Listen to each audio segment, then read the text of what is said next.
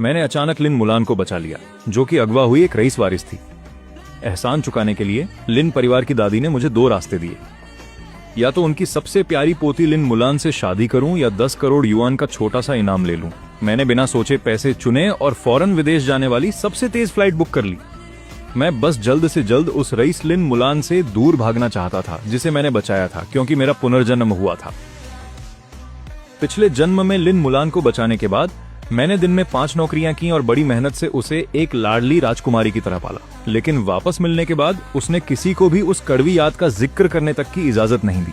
ये देखते हुए कि मैंने लिन परिवार पर बड़ा एहसान किया है, दादी ने मुझसे पूछा कि मुझे क्या चाहिए। मैंने बेवकूफी में कह दिया कि मैं उससे शादी करना चाहता हूँ और जिंदगी भर उसका ख्याल रखना चाहता हूँ। पर मैं ये नहीं जानता था कि लिन परिवार में वापस आने वाले दिन से ही लिन मुलान को बीजिंग के मशहूर शहजादे जी बाई यांग से प्यार हो गया था। शादी के बाद वो मुझसे बेरुखी से पेश आती और जब भी मेरा हाथ छूती तो उसे धोने के लिए तुरंत बाथरूम भाग जाती थी। बाद में वो गर्भवती हो गई। अपने प्रेमी को बदनामी से बचाने और उसके साथ रहने के लिए उसने खुद अपने हाथों से मुझे खाई से नीचे धकेल दिया। मरने से पहले वो अपनी हिल्स में खून के पास आई और ताना मारा, गुची, तुम गरीबी की बदबू से भरे एक कंगाल इंसान हो। क्या तुम लिन मुलान के पति बनने के लायक भी हो? मेरी पहली पसंद हमेशा से यांग ही रहेगा और तुम जैसे तो कोई भी हो सकते हैं। जब दोबारा मेरी आंखें खुली, मैं उसी दिन में वापस आ गया था जब बूढ़ी मिसेज लिन ने मुझसे इनाम मांगा था। इस बार मैंने अपनी उम्मीदें छोड़ दी और मुलान की तरफ देखा तक नहीं। मुझे कुछ नकद चाहिए और साथ ही अमेरिका का एक हवाई टिकट, सिर्फ कुछ पैसे। गुशा, क्या तुम मेरे साथ कोई चाल चल रहे हो? लिन मुलान की वो तीखी आवाज लिन परिवार के उस आलीशान विला की खामोशी को चीर गई। वो हाथ बांधकर उस कीमती चमड़े के सोफे पर बैठी थी। जिन आंखों में कभी मेरे लिए प्यार था, अब उनमें सिर्फ नफरत और हिकारत थी। उसे लौटे 3 दिन भी नहीं हुए थे और वो मामूली कपड़े जिन्हें मैंने अपनी बचत से खरीदा था, अब चैनल के महंगे सूट में बदल चुके थे। उसके गले का वो चमकता हुआ हीरों का हार चीख चीख कर हमारी हैसियत के अंतर को बता रहा था। बूढ़ी मिसेज लिन मुख्य कुर्सी पर बैठी थी और उनके हाथों में चंदन की माला थी। उनकी तेज आंखें मुझे ऐसे देख रही थीं जैसे किसी बेकार चीज की कीमत लगा रही हों। मिस्टर गू, आप अपनी बात सीधे कहें, उसकी बातों पर ध्यान न दें। तभी लिन मुलान के पीछे से सफेद सूट पहने एक आदमी बाहर आया। ये जी बाई यांग है, जो बीजिंग के रईस खानदानों का जाना माना नाम है। वो लिन मुलान के पास बैठ गया और बड़े हक से उसका हाथ थाम लिया। लिन मुलान पीछे नहीं हटी, बल्कि शर्माते हुए उसके और करीब हो गई। जी बाई यांग ने मेरी तरफ देखा और उसके होठों पर एक जहरीली मुस्कान आ गई। मिस्टर गू ने मुलान को बचाया है, तो जाहिर है कि वो इसके बदले में कुछ मुआवजा जरूर चाहेंगे। पर मैं ये जानना चाहता हूँ कि मिस्टर गू की भूख आखिर कितनी बड़ी है। उसने जानबूझकर भूख शब्द पर जोर दिया था। उसकी आंखों में मेरे लिए सिर्फ दिखावे का रहम और तिरस्कार था। मैंने शांति से उन तीनों को देखा। उस खाई से गिरने का खौफनाक दर्द और टूटकर बिखर जाने का एहसास आज भी मेरी रगों में जिंदा था। लिन मुलान के वो शब्द कि तुम जैसा गरीब मेरे पति बनने के काबिल कैसे हो सकता है, आज भी मेरे कानों में गूंज रहे थे। मैंने खुद को हकीकत में वापस खींचा। जी बाई यांग को नजरअंदाज करते हुए मैंने सीधे बूढ़ी मालकिन की तरफ देखा। मुझे 10 मिलियन चाहिए। मेरी आवाज एकदम सपाट थी, जैसे मैं आज के मौसम के बारे में बात कर रहा हूँ। पूरे कमरे में एक पल के लिए सन्नाटा छा गया। फिर लिन मुलान जोर से ठहाका मारकर हंसने लगी। 10 मिलियन? गुशा, क्या तुम पागल हो गए हो? तुम दिन में 4 नौकरियां करते हो, होटल में बर्तन धोते हो और मजदूरी करते हो। मर मर के काम करके भी तुम महीने का कितना कमा लेते हो, और अब तुम 10 मिलियन मांग रहे हो। क्या तुम्हें लगता है कि लिन परिवार का पैसा पेड़ों पर उगता है? उसकी आंखों की नफरत अब साफ झलक रही थी। मैं जानती थी तुमने मुझे किसी हमदर्दी की वजह से नहीं बचाया था। तुम एक नंबर के लालची इंसान हो। तुमने शरीफ बनने का नाटक किया, पर असल में तुम बस मोटी रकम ऐंठना चाहते थे, है ना? तभी जी बाई ने लिन को रोका। उसने मुलान की कलाई पकड़ी और उसे दिलासा देने लगा। मुलान, तुम नाराज मत हो। गुस्सा करके अपनी तबीयत खराब करना ठीक नहीं है। वो मेरी तरफ मुड़ा और माथे पर बल डालकर दुख जताने का नाटक करने लगा। मिस्टर गू, मुझे लगा था कि आप एक ईमानदार आदमी हैं, पर नहीं पता था कि आप इतने लालची निकलेंगे। 10 मिलियन लिन परिवार के लिए कोई बड़ी बात नहीं है, पर आप जैसे मामूली इंसान को अचानक इतना पैसा मिल जाए तो वो भटक सकता है। मेरी सलाह है कि आप जमीन पर रहें, एक आध लाख रुपए लें और जाकर अपना कोई छोटा सा काम शुरू करें। क्या वो बेहतर नहीं होगा? उसका हर शब्द ऐसा था जैसे वो मेरा भला चाहता हो, पर असल में वो मेरे लालच और मेरी औकात का मजाक उड़ा रहा था। जी बाई यांग का वो पाखंडी चेहरा देखकर मुझे लगा कि पिछले जन्म में मैं कितना बेवकूफ था जो ऐसे घटिया इंसान से हार गया। मैंने उसकी बातों को अनसुना कर दिया और सीधा बूढ़ी मालकिन की तरफ देखा। मिसेज लिन, क्या आपकी पोती की जान की कीमत 10 मिलियन भी नहीं है? बूढ़ी दादी के हाथ रुक गए और उनकी आंखों में एक सख्त चमक दिखाई दी। लिन परिवार इस शहर का सबसे प्रतिष्ठित और अमीर खानदान है। अगर बाहर ये बात फैली कि उनकी बेटी की जान बचाने वाले को सिर्फ एक आध लाख देकर टाल दिया गया, तो हमारी क्या इज्जत रह जाएगी? ठीक है, 10 मिलियन मैं तुम्हें दूंगी, उनकी आवाज में एक भारीपन और हुक्म था जिसे कोई टाल नहीं सकता था। दादी, लिन मुलान घबरा गई और पैर पटकने लगी। आप इसकी इतनी बेतुकी मांग कैसे मान सकती हैं? इस जैसे कंगाल आदमी को क्या पता कि इतने पैसों का क्या करना है। दादी ने हाथ उठाकर मुलान को चुप करा दिया। वो मुझे घूरने लगी और उनका लहजा बर्फ जैसा ठंडा था। गुची, मैं तुम्हें 10 मिलियन दे सकती हूँ, पर ये पैसे लेने के बाद तुम्हें एक समझौते पर दस्तखत करने होंगे। आज के बाद तुम कभी किसी से ये जिक्र नहीं करोगे कि तुमने मुलान को बचाया था, और न ही तुम कभी दोबारा मुलान या लिन परिवार के सामने किसी भी बहाने से आओगे। क्या तुम ये कर सकते हो? मैंने बिना किसी हिचकिचाहट के सर हिला दिया। बिल्कुल, मैं तो आपसे भी ज्यादा यही चाहता हूँ कि इस जन्म में हमारा दोबारा सामना न हो। लिन मुलान सन्न रह गई। शायद उसे उम्मीद नहीं थी कि मैं इतनी आसानी से मान जाऊंगा। उसे लगा था कि मैं उसके पैरों में गिरकर गिड़गिड़ाऊंगा और बेशर्मों की तरह उसे चिपका रहूंगा। गुची, नाटक बंद करो। क्या तुम्हें लगता है कि पैसे लेकर तुम्हारी गंदी नाली जैसी नीच औकात की बदबू मिट जाएगी? मेरी नजरों में तुम हमेशा एक गिरे हुए गरीब ही रहोगे। तभी जी बाई यांग ने अपनी जीत की खुशी में बात काटी। मिस्टर गू, मुलान की बातें कड़वी जरूर हैं पर सच हैं। अपनी हैसियत से बाहर कदम मत बढ़ाओ। पैसे लो और वापस अपनी उसी कीचड़ भरी दुनिया में चले जाओ। मैं उन्हें एक सुर में गाते हुए देख रहा था और मुझे उन पर हंसी आ रही थी। पैसे कब तक मिल जाएंगे? मैंने उनके मजाक को अनसुना करते हुए दादी की तरफ देखा। मैं बैंक को चेक तैयार करने के लिए कह दूंगी, दादी ने कहा, पर मैंने जवाब दिया कि मुझे बैंक ट्रांसफर चाहिए, चेक नहीं। चेक रुकवाए जा सकते हैं और मैं उन्हें अपने ऊपर हावी होने का मौका नहीं देना चाहता था। दादी ने मुझे गौर से देखा और फिर मान गई। ठीक है, कल दोपहर अपनी पहचान के कागजात लेकर ऑफिस आ जाना और एग्रीमेंट साइन कर देना। मैं बिना रुके दरवाजे की तरफ मुड़ गया। कल दोपहर मिलते हैं। पैसे मिलते ही मैं गायब हो जाऊंगा और दुआ करता हूँ कि आप दोनों की जोड़ी सलामत रहे। अगले दिन दोपहर को मैं वक्त पर लिन ग्रुप के ऑफिस पहुंच गया। उस समझौते की शर्तें बहुत सख्त थीं, जैसे मेरा मुलान का नाम लेने तक का हक छीन लिया गया हो। मैंने उसे ठीक से पढ़ा भी नहीं और सीधे अपने दस्तखत कर दिए। तभी मेरे फोन पर एक मैसेज आया। मेरे खाते में 10 मिलियन जमा हो चुके थे। उन नंबरों को देखकर मैंने एक ठंडी आह भरी। अब इस पल से मैं पूरी तरह आजाद था। मैं लिन ग्रुप की बिल्डिंग से बाहर आया और टैक्सी लेकर अपने उस छोटे से बेसमेंट वाले कमरे में लौट आया। इस जगह में मेरे पिछले जन्म की सारी मेहनत और सारा दर्द बसा था। कोने में रद्दी कागजों का एक ढेर लगा हुआ था। मैंने लिन मुआन के लिए न्यूट्रिशनल सप्लीमेंट्स खरीदने के लिए पैसे जमा किए थे। मेज पर रखा वो टूटा हुआ सस्ता कांच का गिलास एक फेरी वाले का तोहफा था, जब मैंने अपने पिता की इकलौती पुरानी घड़ी गिरवी रखकर उसे जुकाम की दवा के पैसे दिए थे। मेरी पिछली जिंदगी में जब लिन मुआन वापस अपने परिवार के पास गई थी, तब वो अपने साथ इस गिलास के अलावा और कुछ नहीं ले गई थी। उसने आंखों में आंसू भरकर कहा था कि ये हमारी साथ बिताई मुश्किलों की इकलौती निशानी है। लेकिन बाद में मुझे पता चला कि वो उस गिलास को सिर्फ इसलिए ले गई थी ताकि जी बाई यंग की हमदर्दी पाने के लिए उसे दिखा सके कि उसने समाज के निचले स्तर पर कितने जुल्म सहे हैं। आखिर में उस कप को जी बाई यंग ने मेरे सामने ही बड़ी बेपरवाही से चकनाचूर कर दिया था। मैंने उस गिलास को उठाया, कूड़ेदान के पास गया और उसे एक जोरदार आवाज के साथ छोड़ दिया। कांच के टुकड़े फर्श पर हर तरफ बिखर गए थे। कूड़े को कूड़ेदान में ही रहना चाहिए। ठीक तभी उस किराए के कमरे का खस्ताहाल लोहे का दरवाजा जोर से धक्का देकर खोला गया। लिन मुआन अपनी नाक ढके हुए नफरत भरी नजरों के साथ दरवाजे पर खड़ी थी। जी बाई यंग उसके पीछे चला आ रहा था। उसने एक साफ सफेद रुमाल पकड़ा हुआ था और खुद को हवा करने का नाटक कर रहा था। तुम सच में ऐसी घिनौनी जगह पर छिपे हुए थे। उबड़ खाबड़ सीमेंट के फर्श पर लिन मुआन की हाई हील्स की चुभने वाली आवाज गूंज रही थी। ये बदबू तो किसी गंदे नाले से भी ज्यादा घिनौनी है। जी बाई यंग ने हल्के से माथे पर बल डाला और उसका अंदाज घमंड से भरा हुआ था। वार्नर, मैंने तुमसे कहा था कि ऐसी जगह पर मत आया करो। इस माहौल में अगर तुम एक सेकंड भी और रुकी तो तुम्हें भयंकर इन्फेक्शन हो जाएगा। मैंने ऊपर देखे बिना ही अपने कुछ फटे पुराने कपड़ों को समेटना जारी रखा। मिस लिन, आप जैसी महान हस्ती का यहाँ आगमन कैसे हुआ? यहाँ किस लिए आई हैं आप? हमारा लेन देन तो कब का खत्म हो चुका है। लिन मुआन अंदर आई और उसकी नजरें उस छोटे से कमरे के चारों ओर घूमने लगी। जब उसने कूड़ेदान में कांच के टुकड़े देखे तो उसके चेहरे के हाव भाव एकदम बदल गए। गुची, तुमने वो कब तोड़ दिया? उसने कूड़ेदान की तरफ इशारा किया। उसकी आवाज काफी तीखी और कड़वी थी। मैंने अपने कपड़े अपने पुराने कैनवस बैग में ठूंस दिए और जिप बंद कर दी। ये बस एक टूटा हुआ कप है। ये बेकार में जगह घेर रहा था, इसलिए मैंने इसे फेंक दिया। तुम्हें पता ही क्या है? लिन मुआन ने बिना सोचे समझे पलटवार करना चाहा, लेकिन फिर अचानक रुक गई। उसने अपने पास खड़े जी बाई यंग की ओर देखा और अपनी बात वहीं दबा ली। वो जी बाई यंग के सामने अतीत से जुड़ा अपना कोई भी लगाव जाहिर नहीं कर सकती। जी बाई यंग ने लिन मुआन के बदलते भावों को गौर से भांप लिया था। वो आगे बढ़ा और अपने पैर से जमीन पर पड़े टूटे कांच को कुरेदने लगा। उसके होठों पर एक मजाकिया मुस्कान थी। मिस्टर गू वार्नर बहुत जज्बाती लड़की है। चाहे वो कूड़ा ही क्यों न हो, उसे उसमें भी कोई मतलब मिल ही जाता है। तुम उसे इतनी बेरहमी से कैसे तोड़ सकते हो? तुम वाकई बहुत बेमुरवत इंसान हो। उसने लंबी सांस ली, अपने बटुए से 100 येन का नोट निकाला और उसे किसी भिखारी को भीख देने की तरह मेरे पैरों के पास फेंक दिया। 100 येन में तुम इन सस्ते और घटिया खिलौनों की एक पूरी टोकरी खरीद सकते हो। इसे वार्नर की तरफ से मुआवजा समझकर रख लो। अपने चेहरे पर ये पत्थर जैसा भाव मत बनाओ। वो उड़ता हुआ नोट मेरे कैनवस बैग पर जा गिरा।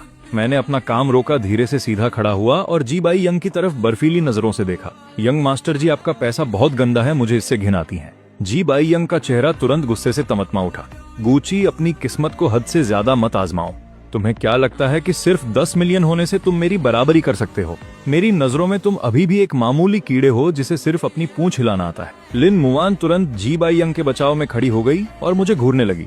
गुची, तुम्हें आखिर हो क्या गया है? बाई यंग ने मेहरबानी करके तुम्हें पैसे दिए और तुम उसे ही बुरा भला कह रहे हो। अभी पैसे उठाओ और बाई यंग से माफी मांगो। उसका ये खुद को सही समझने वाला तरफदारी भरा बर्ताव बिल्कुल वैसा ही है जैसा मेरी पिछली जिंदगी में था। मैं तिरस्कार से मुस्कुराया, अपना पैर उठाया और सीधे उस 100 येन के नोट पर रखकर उसे जोर से कुचल दिया। माफी मांगू?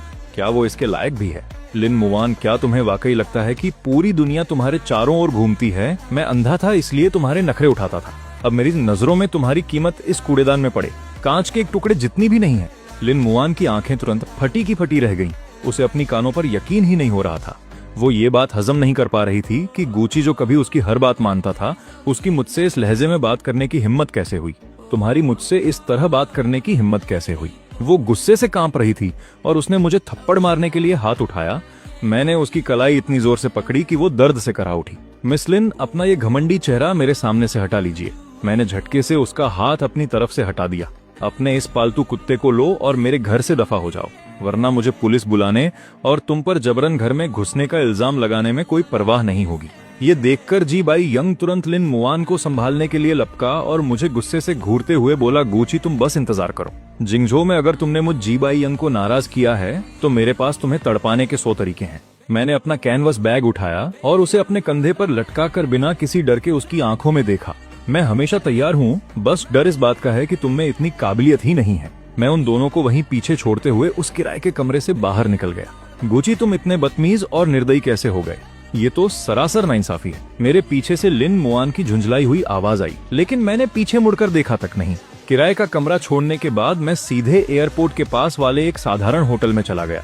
मेरी फ्लाइट आज से ठीक 6 दिन बाद की थी। मुझे बस कुछ दिन शांति से इंतजार करना था। हालांकि लिन परिवार का मुझे इतनी आसानी से जाने देने का कोई इरादा नहीं था। तीसरे दिन की शाम को मेरे दरवाजे पर एक जोरदार दस्तक हुई।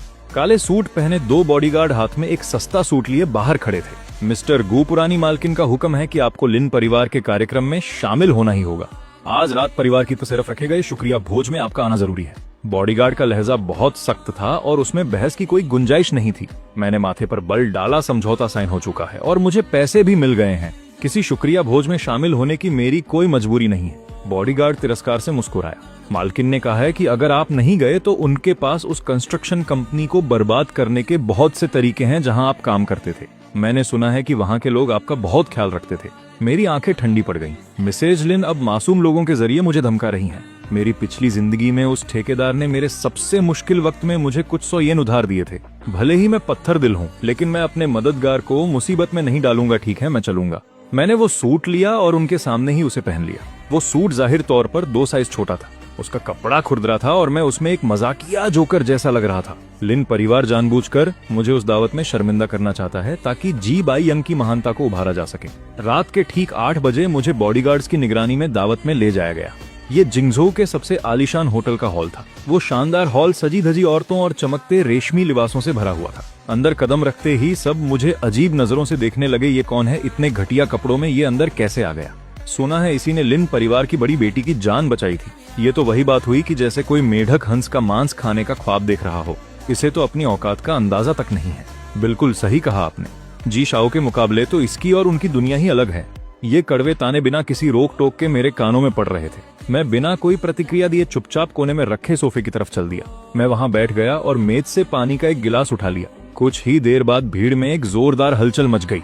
लिन मुआन जी बाई यंग के हाथ में हाथ डाले किसी सितारे की तरह बाहर आई। लिन मुआन नीले रंग के गाउन में बेहद खूबसूरत लग रही थी और जी बाई यंग ने एक बेहतरीन टक्सीडो पहना था जिस पर कीमती ब्रोच लगा था। वे दोनों साथ खड़े होकर वाकई एक बेहतरीन जोड़ी लग रहे थे। स्टेज पर खड़ी होकर पुरानी मिसेज लिन ने मुस्कुराते हुए मेहमानों का स्वागत किया। अपनी व्यस्त दिनचर्या में से समय निकालकर यहाँ आने के लिए आप सभी का बहुत शुक्रिया। मेरी पोती वार्नर के इस शुक्रिया भोज में आप सभी का स्वागत है। वार्नर कई दिनों तक हम सबसे दूर रही थी। जी परिवार के छोटे वारिस जी बाई यंग की बड़ी मदद की बदौलत ही वो सुरक्षित वापस लौट पाई है। बाई यंग बहुत ही वफादार और नेक इंसान है। लिन परिवार उसका हमेशा तहे दिल से शुक्रगुजार रहेगा। मैं कोने में बैठा उस बूढ़ी औरत की झूठी बातें सुनता रहा।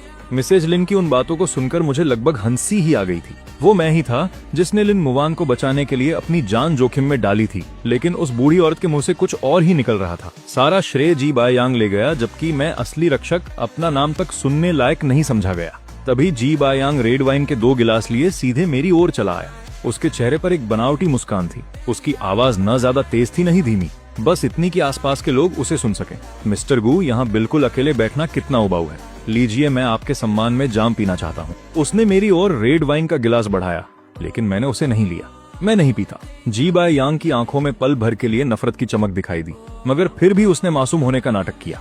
मिस्टर गू, क्या आप मेरा अपमान कर रहे हैं या उस दिन कमरे में जो हुआ उसके लिए अब भी नाराज हैं? मैं जानता हूं कि वार्नर ने मुझे चुना इसलिए आप जल रहे हैं, पर भावनाओं के साथ जबरदस्ती नहीं की जा सकती। उसने जानबूझकर आवाज ऊंची की और आसपास के मेहमान बातें छोड़कर यहाँ देखने लगे। तुम खुद को समझते क्या हो? क्या तुम वाकई मेरी जलन के लायक भी हो? मैंने उसे ठंडी नजरों से देखा। जी बाई यांग अचानक एक कदम आगे बढ़ा और लड़खड़ा गया। उसके हाथ का रेड वाइन वाला गिलास सीधे उसके सीने पर जा गिरा। ओह! जी बाई यांग जोर से चिल्लाया और नाटक करते हुए पीछे की तरफ जमीन पर गिर गया। गहरी लाल वाइन ने उसकी महंगी सफेद शर्ट पर तुरंत दाग लगा दिया और पूरे कमरे में खलबली मच गई। लिन मावान भीड़ को चीरते हुए पागलों की तरह भागकर वहां पहुंची।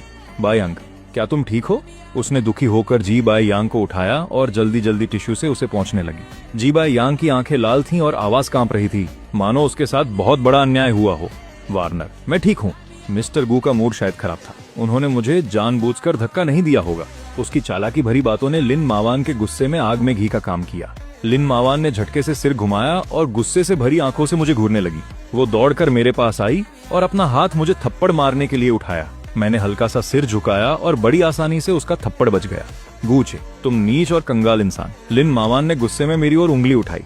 उसकी आवाज इतनी तीखी थी कि मेरे कान के पर्दे फाड़ सकती। बाई यांग ने तुम्हें प्यार से ड्रिंक दी और तुमने उसे धक्का देने की हिम्मत की। तुम अभी के अभी घुटने टेको और बाई यांग से माफी मांगो, वरना आज मैं तुम्हें यहाँ से जाने नहीं दूंगी। आसपास के मेहमान भी मेरी बुराई करने लगे। कितना बदतमीज और जाहिल है। लिन परिवार ने ऐसे घटिया इंसान को दावत में कैसे बुला लिया? जल्दी से घुटने टेक कर माफी मांगो। सबकी आंखों में मत चुभो। मैं वहीं खड़ा रहा, इन अमीर कहलाने वाले लोगों को ठंडी नजरों से देखते हुए। अगर मैं कहूँ कि मैं माफी नहीं मांगूंगा तो माफी नहीं मांगोगे। गूचे, क्या तुम भूल गए कि तुम्हारी औकात क्या है?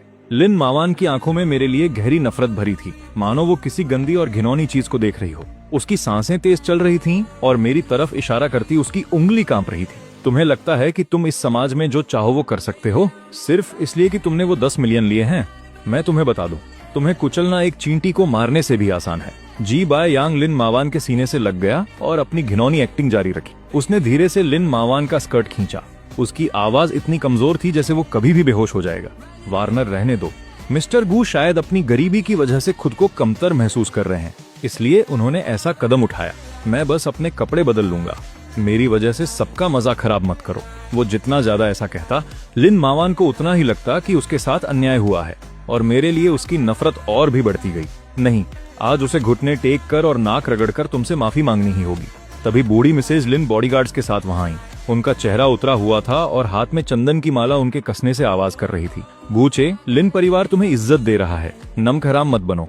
बुढ़िया की आवाज तेज नहीं थी, लेकिन उसमें एक अटल दबाव था। अगर तुमने आज घुटने टेक कर इस मामले को खत्म नहीं किया तो मैं किसी भी वक्त बैंक से तुम्हारे 10 मिलियन फ्रीज करवा सकती हूँ। इतना ही नहीं, मैं ये तय करूंगी कि तुम जिंगझोउ क्या पूरे देश में कहीं भी रोटी न कमा सको। जैसे ही बुढ़िया ने बात खत्म की, काले कपड़ों में 1 दर्जन से ज्यादा बॉडीगार्ड्स ने मुझे घेर लिया और एक कोने में फंसा दिया। आसपास के मेहमान पीछे हट गए, लेकिन उनकी आंखों में एक अच्छा तमाशा देखने की उत्सुकता साफ झलक रही थी। इस वक्त दबाव अपने चरम पर पहुंच चुका था। सबको लगा कि मैं समाज के सबसे निचले तबके का एक गरीब इंसान लिन परिवार की ताकत के आगे घुटने टेक कर रहम की भीख मांगूंगा। लिन मावान का वो घमंडी चेहरा, जी बाई यांग की नफरत भरी आंखें और बुढ़िया के तेवर देखकर मैं अचानक हंस पड़ा। उस सन्नाटे से भरे हॉल में मेरी हंसी बड़ी अजीब लगी। तुम हंस क्यों रहे हो? क्या तुम पागल हो गए हो? लिन मावान ने अपनी भौहें सिकोड़ी। उसे मेरी हंसी से थोड़ी बेचैनी महसूस हुई। मैंने अपनी हंसी रोकी और धीरे से अपनी जेब से फोन निकाला। मैं तुम खुद को समझदार कहने वाले अमीर लोगों पर हंस रहा हूँ कि एक मामूली एक्टर ने तुम सबको बेवकूफ बना दिया। बोलते हुए मैंने अपने फोन पर एक ऐप खोला। यह हैकिंग का हुनर मैंने अपने पिछले जन्म में सीखा था। कहीं मेरा मालिक पैसे न मार ले, इसलिए मैं बस खाली बैठा था और मैंने इस होटल का कैमरा सिस्टम हैक कर लिया। लिन मावान, अपनी आंखें खोलकर जरा साफ देख लो कि असली घटिया इंसान कौन है। मैंने एंटर की बटन दबा दी। हॉल के बीच में लगी बड़ी एलईडी स्क्रीन अचानक झिलमिलाई और फिर उस पर लिन परिवार का वीडियो हटने लगा। उस पर होटल के कैमरों का वीडियो चलने लगा। वीडियो में वो सब साफ दिख रहा था जो अभी अभी हुआ था। जी बाय यांग हाथ में वाइन का गिलास लेकर मेरी तरफ आया। मैंने तो उसके पास आने पर एक कदम पीछे ही हटाया था। मेरे हाथ जेब में ही थे और मैंने उसे छुआ तक नहीं था। जी बाय यांग ने जानबूझकर अपने ही बाएं पैर से खुद को ठोकर मारी और फिर बड़ी सफाई से पूरी वाइन अपने सीने पर गिरा ली। आखिर में वो पीछे की तरफ गिरा और अपना वो घटिया नाटक पूरा किया। पूरी घटना हर एंगल से सबके सामने आ गई थी। यहाँ तक कि गिरने से पहले उसके होठों पर आई वो कमीनी मुस्कान भी साफ दिखाई दे रही थी। पूरे हॉल में मौत जैसा सन्नाटा छा गया। सबकी आंखें उस बड़ी स्क्रीन पर टिकी थीं। उनके चेहरों के हाव भाव देखने लायक थे। जो मेहमान अभी मुझे घुटने टेकने को कह रहे थे, अब उनके गले में जैसे कुछ फंस गया हो। एक शब्द भी नहीं निकल रहा था। मैंने फोन वापस जेब में रखा और हाथ बांधकर जी बाय यांग की तरफ मुस्कुराते हुए देखा, जिसका चेहरा फक पड़ चुका। मिस लिन, आपकी एक्टिंग वाकई काबिले तारीफ है, मगर कुछ कमी रह गई। तुम्हारी हिम्मत कैसे हुई मेरे खिलाफ चाल चलने की? जी बाय यांग का वो मासूम चेहरा पल भर में बदल गया। उसकी आवाज वैसी ही तीखी थी जैसे किसी बिल्ली की पूंछ पर पैर रख दिया गया हो। उसने लिन मावान को धक्का दिया और स्क्रीन की तरफ इशारा करते हुए चिल्लाया कि यह वीडियो नकली है, तुमने इसे खुद बनाया है। स्क्रीन पर वीडियो बार बार चल रहा था। हर बार का प्ले जी बाय यांग के चेहरे पर एक करारे तमाचे जैसा था। मेहमान आपस में खुसर पुसर करने लगे। बाय यांग के लिए उनकी हमदर्दी अब नफरत और मजाक में बदल चुकी थी, तो यह खुद ही गिर गया था। कितनी शर्म की बात है कि इसकी एक्टिंग ऑस्कर के लायक भी नहीं है। इतने बड़े खानदान का वारिस, जी परिवार का बेटा, एक आम आदमी को फंसाने के लिए इतनी घटिया हरकत पर उतर आया। यह वाकई शर्मनाक है। लिन परिवार ने इस बार सच में गलती कर दी, ऐसे धोखेबाज को चुनकर। ये बातें लिन मावान के कानों में सुइयों की तरह चुभ रही थीं। उसका चेहरा पीला पड़ गया और शरीर कांपने लगा। उसे बहुत शर्मिंदगी महसूस हो रही थी, मगर उसकी पहली प्रतिक्रिया अब भी मुझसे माफी मांगने की नहीं थी। गूचे, तुम इतने चालाक कैसे हो सकते हो कि छिपकर वीडियो रिकॉर्ड कर रहे थे? लिन मावान अचानक मुड़ी और मुझे बुरी तरह घूरने लगी। तुम बस बाय यांग का नाम खराब करना चाहते हो ना? तुम नीच लोग, तुम्हारी सोच कितनी घटिया है। उसकी ऐसी जिद्दी और नासमझ हालत देखकर मुझे सिर्फ और सिर्फ हंसी आ रही थी। लिन मावान, अगर तुम्हें अपना दिमाग इस्तेमाल नहीं करना है तो इसे किसी जरूरतमंद को दान कर दो। मैंने पास की मेज से एक माइक उठाया और मेरी आवाज पूरे हॉल के स्पीकरों में गूंज उठी। उसने पहले मुझे उकसाया था, उसने खुद पर वाइन गिराई। मैंने तो बस सच दिखाया है, तो इसमें मैं गलत कैसे हो गया? मैंने वहाँ मौजूद हर शख्स को अपनी नजरों से स्कैन किया। क्या यही है आप लोगों की तथाकथित ऊंची सोसाइटी, जहाँ दिन को रात बताया जाता है और गलत को सही साबित किया जाता है? बूढ़ी मिसेज लिन गुस्से से कांप उठी, मेरी ओर इशारा करते हुए चिल्लाई कि यह बगावत है, बिल्कुल बगावत है। गार्ड्स, इस बदतमीज इंसान को धक्के मारकर यहाँ से बाहर निकालो। एक दर्जन बॉडीगार्ड्स फिर से आगे बढ़े। मैं बिना किसी डर के वहाँ खड़ा रहा और ठंडी नजरों से बूढ़ी मिसेज लिन को देखता रहा। मुझे धक्के मारकर बाहर निकालने की जरूरत नहीं है, मैं खुद चला जाऊंगा। मुझे लिन परिवार से अपने 1 करोड़ रुपए पहले ही मिल चुके हैं। अब से मुझ गुची का लिन मावान या लिन परिवार के साथ कोई वास्ता नहीं रहेगा। मैं तुम्हारे इस घिनौने सर्कल में एक दिन भी और नहीं रहना चाहता। मैंने मेज पर जोर से माइक्रोफोन पटक दिया, जिससे कान फोड़ने वाली आवाज गूंज उठी। मैं पलटा और तेजी से बैंक्वेट हॉल के दरवाजे की तरफ बढ़ने लगा। मैं जहां से भी गुजरा, बॉडीगार्ड्स मेरे दबदबे से सहम गए और उन्होंने अपने आप ही मेरे लिए रास्ता छोड़ दिया। लिन मावान मेरी मजबूत पीठ को देखती रही और अचानक उसके दिल में एक अजीब सा खालीपन महसूस हुआ, जैसे कोई चीज जो उसकी थी अब उसके काबू से बाहर हो रही हो। उसने अनजाने में एक कदम आगे बढ़ाया, लेकिन उसके घमंड ने उसे तुरंत रोक दिया। गुची, अगर तुम मेरे घुटनों पर गिरकर गिड़गिड़ाओगे भी, तब भी आज तुम्हें ये कमरा छोड़ना ही होगा। मैं तुम्हारी तरफ मुड़कर दोबारा नहीं देखूंगी। लिन मावान पीछे से फटी हुई आवाज में चिल्लाई।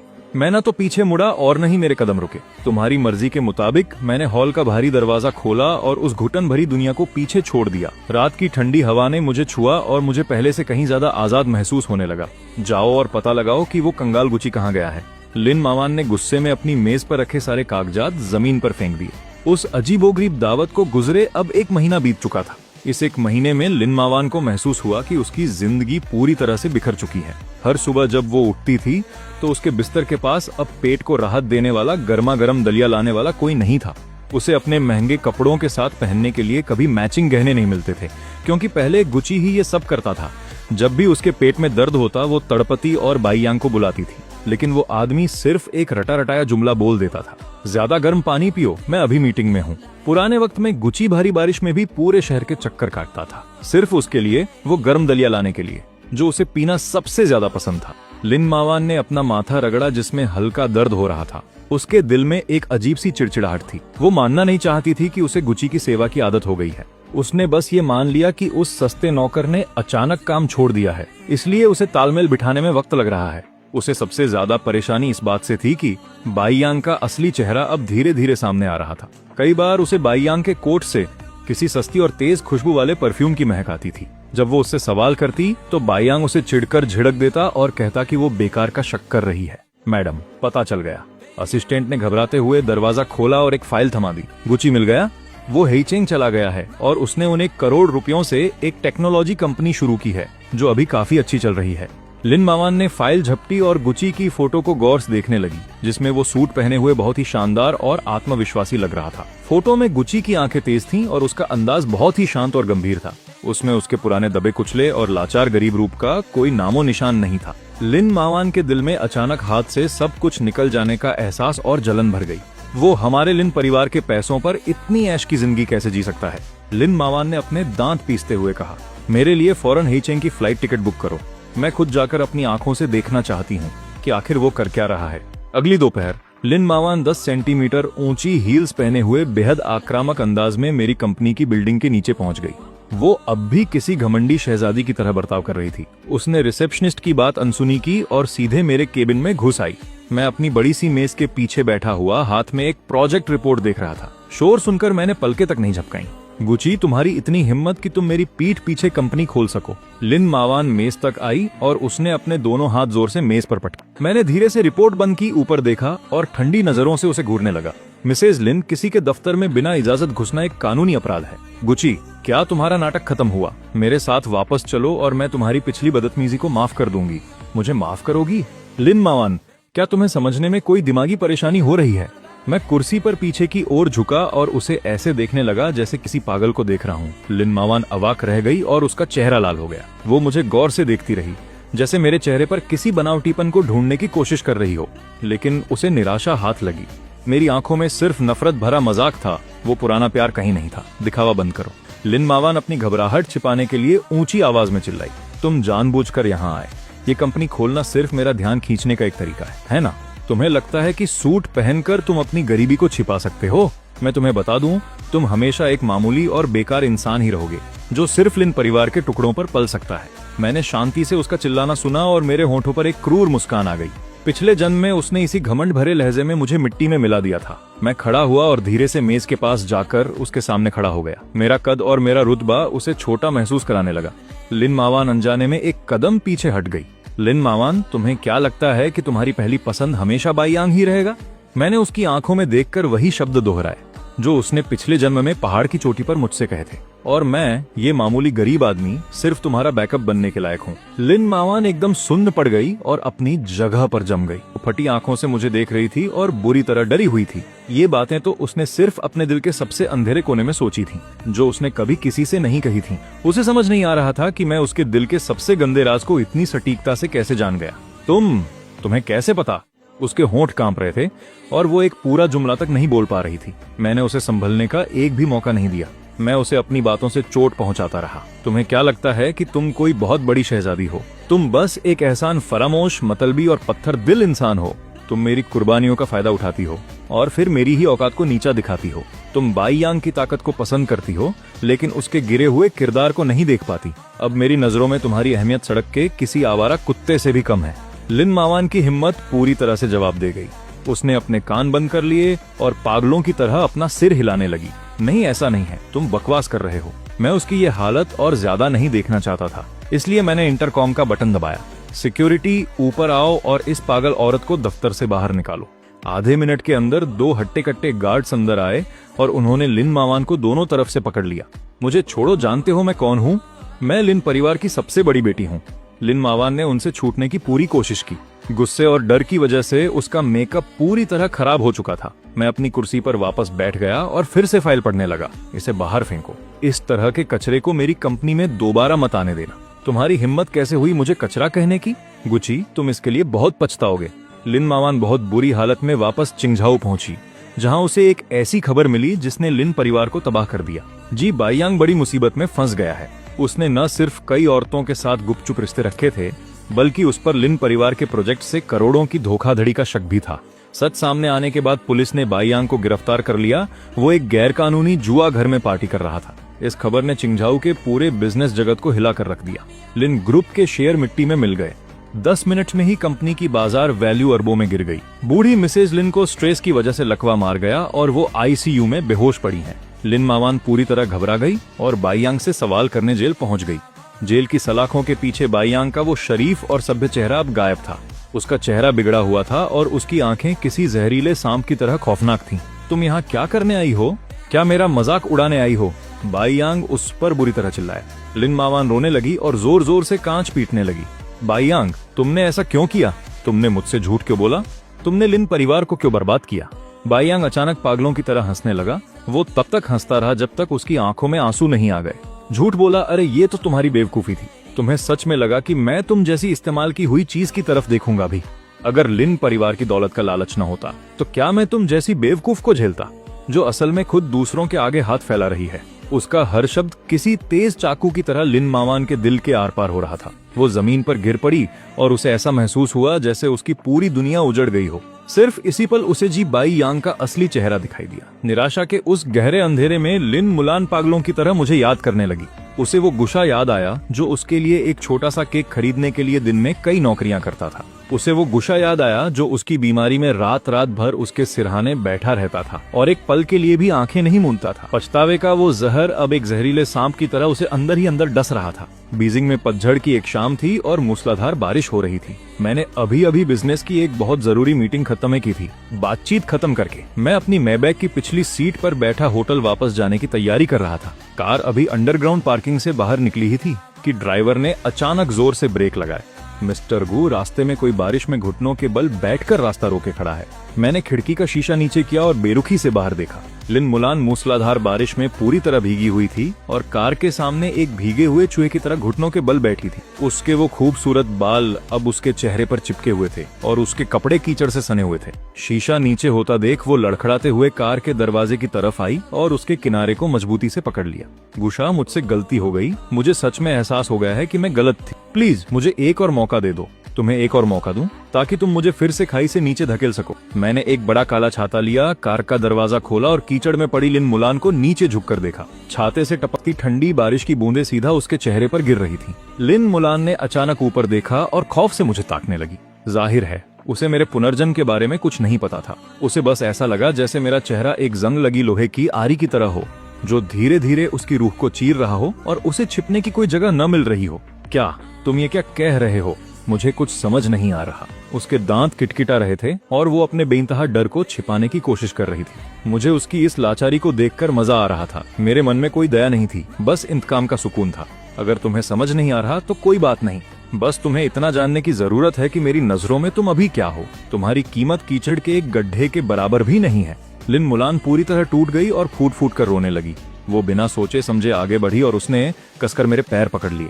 उस कीचड़ ने मेरी खास तौर पर सिली हुई पैंट को गंदा कर दिया था। गुशा, मुझे सच में बहुत पछतावा हो रहा है। जी बाईयांग एक जानवर है। उसने मुझसे झूठ बोला और लिन परिवार को बर्बाद कर दिया। दादी अभी भी अस्पताल में है और उनका इलाज चल रहा है और लिन परिवार अब पूरी तरह दिवालिया होने की कगार पर है। गुशा, अब तुम्हारे सिवा मेरा इस दुनिया में कोई नहीं है। उसने अपना चेहरा ऊपर उठाया, उसके आंसू बारिश में मिल रहे थे। वो अपनी इस हालत से मेरे मन में पुरानी हमदर्दी जगाने की कोशिश कर रही थी। गुशा, मैं माँ बनने वाली हूँ। ये जी बाईयांग का बच्चा है, पर मैं कल ही इसे खत्म कर दूंगी। अगर तुम मुझे अपना लोगे तो मैं तुम्हारी हर बात मानूंगी। मैं तुम्हारी गुलाम बनकर रहूंगी।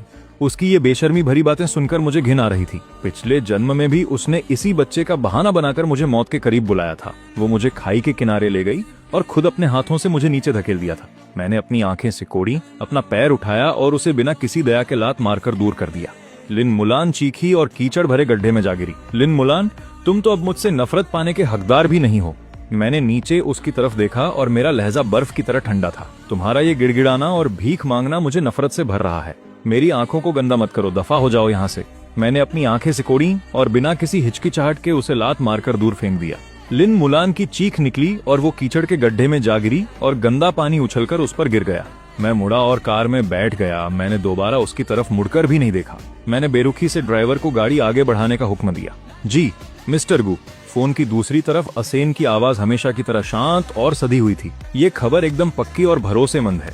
लिन परिवार को अब हर तरफ से नाकामियों का सामना करना पड़ रहा है। देश का कोई भी बैंक अब उन्हें कर्ज देने की हिम्मत नहीं कर रहा है। वो अब विदेश की किसी काली कमाई वाली फाइनेंस कंपनी से संपर्क कर रहे हैं। वो बिचौलियों के जरिए अपने पुराने घर को गिरवी रखकर एक आखिरी कर्ज लेना चाहते हैं। काली कमाई वाली कंपनी, उस पुराने घर की बाजार में क्या कीमत होगी? वैसे तो उसकी कीमत कम से कम 50 करोड़ होगी, पर अब लिन परिवार को पैसों की सख्त जरूरत है। और दूसरी तरफ वो बेरहम ब्लैक गोल्ड कैपिटल वाले हैं। मेरा अंदाजा है कि वो ज्यादा से ज्यादा 20 करोड़ का ही कर्ज देंगे और उस पर ब्याज भी आसमान छूने वाला होगा। 20 करोड़, क्या वो इतने के भी हकदार हैं? असेन, मेरी बात सुनो। अपने सारे संपर्कों का इस्तेमाल करो और तुरंत पता लगाओ कि लिन परिवार ने उस कंपनी के किस आदमी से बात की है और उनकी मुलाकात कब और कहाँ होने वाली है।